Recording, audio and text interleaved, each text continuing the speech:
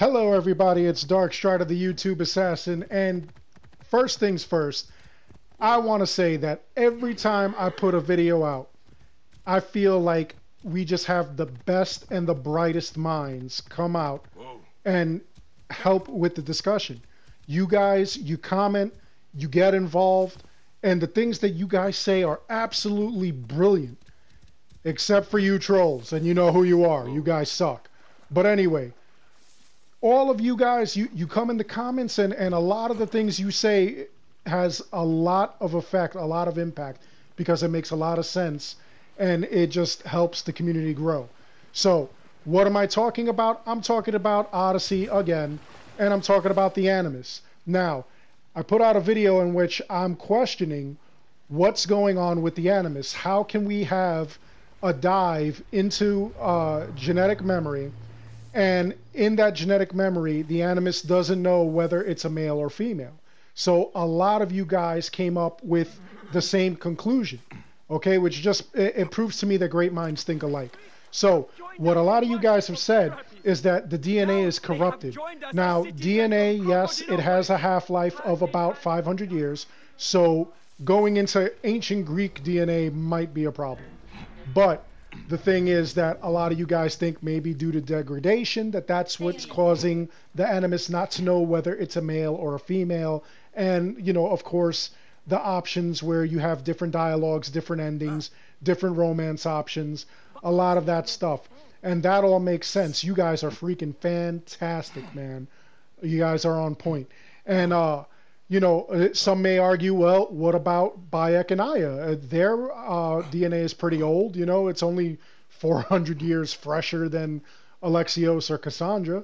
So why would Bayek and Aya actually have DNA that's intact where we can easily detect their DNAs back and forth? And it was Robert Bowler who commented that Bayek and Aya are not corrupted because they were mummified and preserved, which makes a heck of a lot of sense. That's actually absolutely brilliant. So there we have it as far as the DNA goes. But now I want to address that argument about the DNA with a counter argument, okay? And I want to know what your thoughts are. Let's discuss this. You guys are brilliant. I want to hear more great freaking comments and theories and everything. So here we go. Let's say that the DNA is corrupted, okay? Alexios or Cassandra, their DNA is corrupted. The Animus can't really figure out if it's a male or a female. And, you know, of course, because the Animus can't figure that out, the Animus is kind of trying to put the pieces together, and that's where the dialogue options come and stuff like that.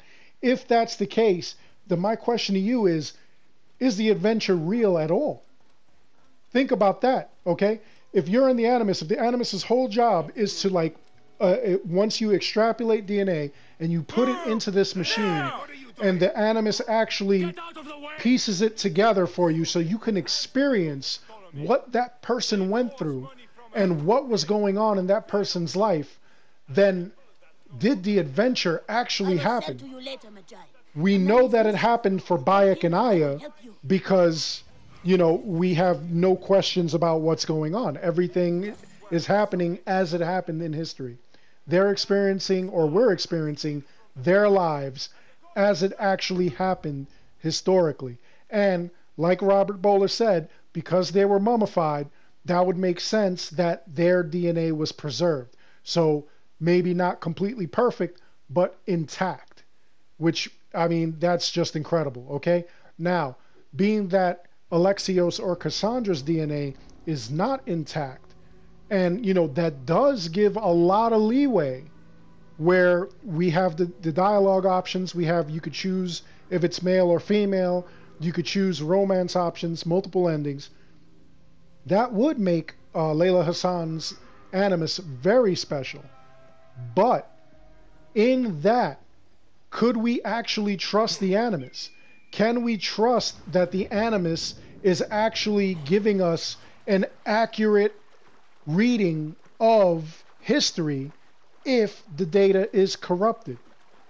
Could it be that, like, as we're playing now, her mission is supposed to be that she's trying to get a hold of First Civilization tech she's studying the first civilization. We're going to see a lot of Isu involvement, like I said before, and we're going to deal with a lot of things that happen in the real world. They're saying that a lot of the time that you're going to spend will be in real world to match what's going on with the game as well. So now, with all the side quests and everything, I'm pretty sure the game is going to be lengthy. Will they have side quests in the real world? I don't know. But my whole thing is, if she's trying to get a hold of all kinds of Isu tech, and she's researching Alexios or Cassandra, the child of Leonidas, who had a spear that was first civilization tech, which is a piece of Eden, then can we actually trust that whatever DNA she finds and puts in the machine, can we trust that the machine is actually reading it accurately? We know it's not reading it accurately because, you know, as you guys have all theorized, the DNA has degraded, okay? It's over 25,000 years old. It's degraded, all right? How can we trust the DNA at this point? How can we trust the Animus? In that case, if we have that DNA in there and the Animus is reading it, and as the Animus is reading it, you know, it's making it up as it goes along, where it's giving you the option to take the reins and, you know, just dictate to the machine what you think actually happened. Can we trust that we're actually going to find any of these Isu items? Can we trust that the adventure isn't just a big lie? That the Animus isn't saying, well, you know what, in past, you know, missions and everything, past DNAs that have been extrapolated and put into me, this would have happened at this point, so maybe this is what's going on now. You know? It's really weird. Now, Altair, Ezio, Connor, Edward, those DNAs were all part of Desmond.